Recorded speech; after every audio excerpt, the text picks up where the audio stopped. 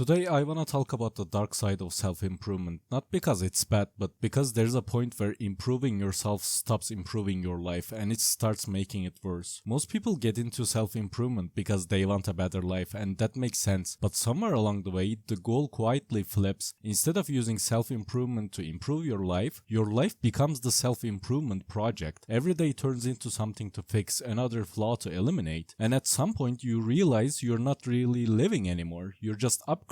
One of the strangest side effects of this content is that it manufactures problems you never knew you had. You open YouTube and someone's already up at 5 AM, already on book 50 of the year, already pulling 6 figures, already meditating twice a day before breakfast, and without meaning to, you start measuring your whole life against theirs. The problem is the comparison never ends. No matter how much progress you make, someone online is always a few steps ahead. Remember when your goal was simple? Maybe it was confidence, a better job, a few real friends, getting in shape. Then you actually got there, and instead of feeling satisfied, you immediately found something new to chase. Then something after that. The goalpost just keeps sliding forward. You never actually arrive. You just keep running toward a finish line that moves the second you get close. This is where it gets genuinely dangerous. Reading stops being something you enjoy and becomes something you log. Exercise stops being fun and becomes something you do out of guilt.